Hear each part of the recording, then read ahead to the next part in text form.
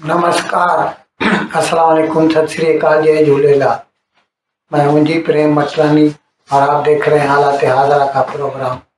हकीकत ये है, इब्तदा में आपसे दरखास्त है, चैनल जरूर सब्सक्राइब करें।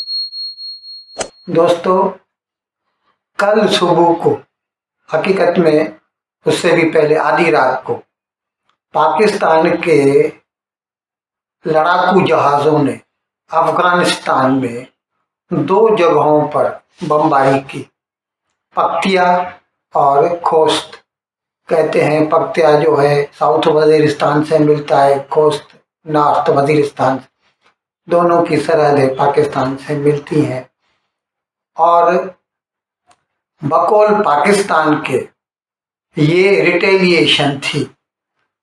हकीकत ये है कि 2 दिन के, कल मैंने प्रोग्राम में ऐसा थोड़ा बताया भी था, परसों वाले प्रोग्राम में, कि तहरीक तालिबान पाकिस्तान वालों ने जो है सिक्योरिटी फोर्सेस पर हमला किया था, जिसके नतीजे में 7 फौजी हलाक हो गए थे। और उसके बाद पाकिस्तान के सदर आसिफ जरदारी ने कहा था कि तालिबान को बख्शा नहीं जाएगा। अब ये उसका रिटेलिएशन माना जा रहा है। और फिर कल, अच्छा, इसके नतीजे में अफगानिस्तान की सरकार ने, यानी तालिबान ने जो है, उन्होंने ये ऐलान किया कि इन हमलों की नतीजे में 8 सिविलियंस हलाक हो गए हैं। और बकौल उनके कि अगर पाकिस्तान को कोई तहरीक तालिबान पाकिस्तान से शिकायत है तो ये उनका अपना अंदरूनी मसला है, इससे हमारा कुछ लेना देना नहीं है। ये अलग बात है कि पाकिस्तान का कहना है कि ये जो 2 दिन कबल पाकिस्तानी फौजों के ऊपर हमला हुआ था, इसमें टीटीपी के हाफिज गुल बहादुर, वो उसकी जो ग्रुप है वो शामिल था और उनके ही ठिकाने थे अफगानिस्तान में, पक्तिया और खोस्त में, जहां पर पाकिस्तानी फौज ने या पाकिस्तानी ड्रोन्स ने हमले किए। अब उसके बाद एक तो अफगानिस्तान सरकार ने जो है पाकिस्तानी सफारत खाने का चार्ज डी अफेयर्स, उसको बुला के बहुत सख्त लफ्ज़ों में जो है इसकी शिकायत की। और इसके साथ साथ जो है तोरखम बॉर्डर पर दोनों फौजों के दरमियान जंग शुरू हो गई है।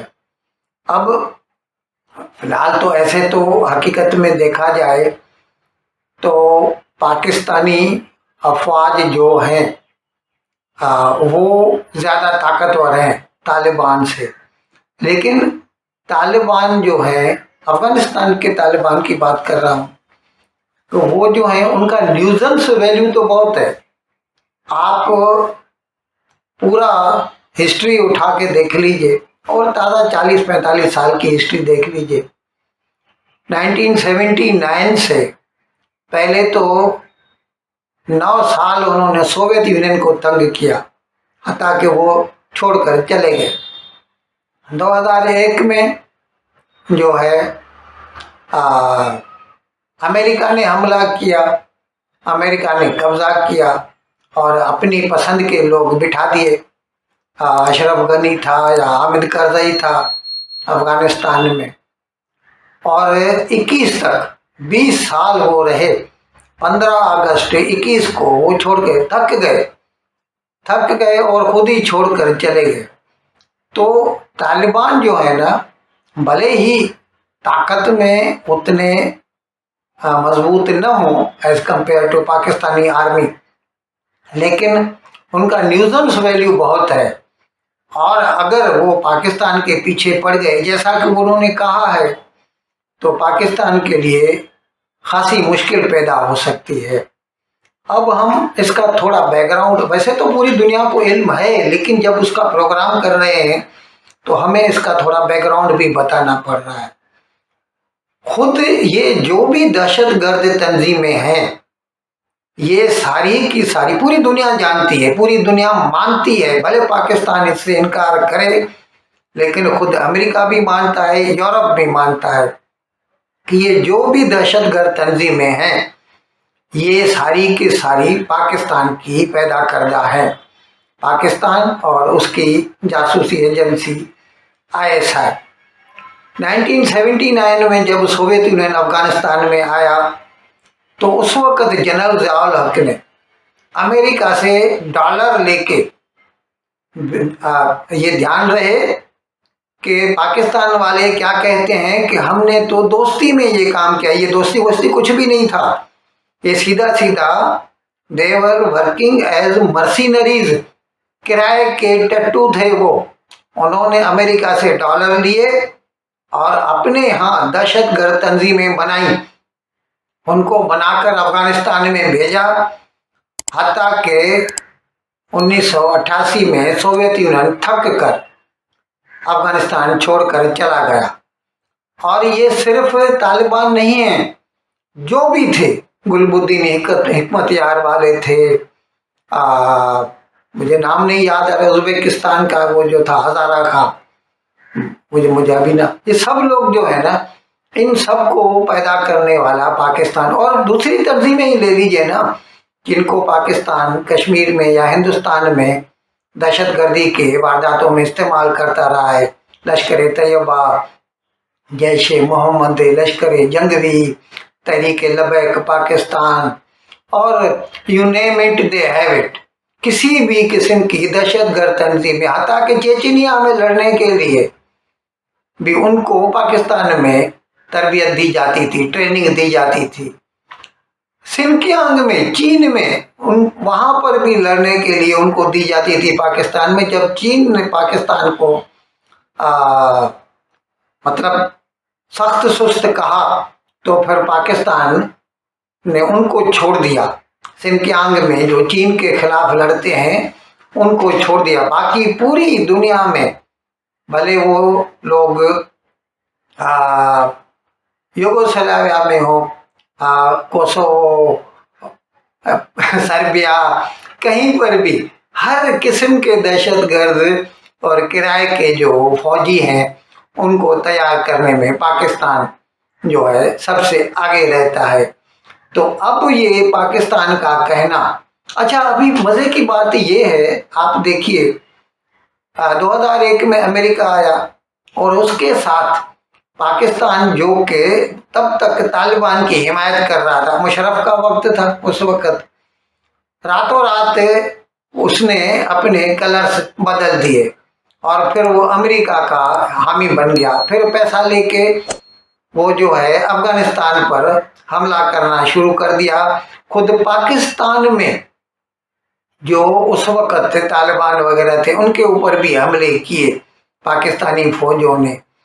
तो ये पाकिस्तानी जो है ना, इनका कोई दीन धर्म नहीं है, कहने को कौम मुसलमान के लिए काम करते हैं और पूरी दुनिया को ये जताते हैं कि ये मुल्क जो है इस्लाम के लिए वजूद में आया है। लेकिन उनका जो हकीकत में जो काम होता है वो सिर्फ ये है कि जो भी उनको पैसा देता है वो उसके लिए काम करने को तैयार हो जाते हैं। और ख़ास तौर पर अमेरिका के लिए तो वो हमेशा तैयार रहते हैं। और अब भी कुछ लोग तो ऐसा कह रहे हैं कि ये अमेरिका की ईमा पर ही पाकिस्तान ऐसा कर रहा है। और इससे पहले भी, यानी जब भी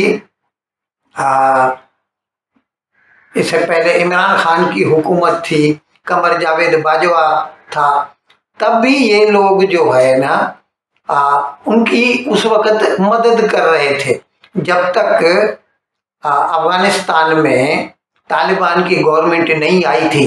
आप याद कीजिए 15 अगस्त 2021 को तालिबान की सरकार आई तो पाकिस्तान का आईएसआई का जो चीफ था लेफ्टिनेंट जनरल फैज़ हमीद, वो उस वक़्त काबुल गया था और उनके साथ कावा पी रहा था और ये दिखाई दे रहा था कि जैसे गवर्नमेंट ही उनकी अपनी बनी है और उनको स्ट्रेटेजिक डेप्थ मिल गया है।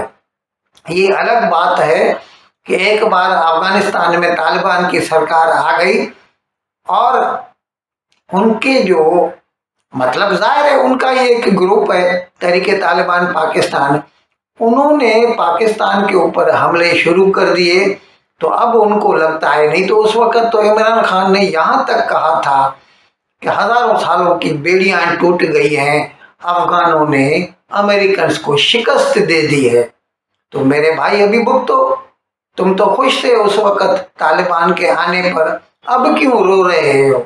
अब मैं अपने इस पूरे जो है आज का जो व्लॉग है इसका एंड में इससे ही करूंगा कि एक बार हिलारी क्लिंटन, बिल क्लिंटन की जो अहलिया हैं और सेक्रेटरी ऑफ स्टेट रही हैं अमेरिका में, उन्होंने कहा था कि भाई साहब अगर आप अपने घर में सांप पालेंगे तो फिर आप ये उम्मीद मत कीजिए कि वो सांप सिर्फ आपके पड़ोसी को डसेगा, वो आपको भी डस सकता है।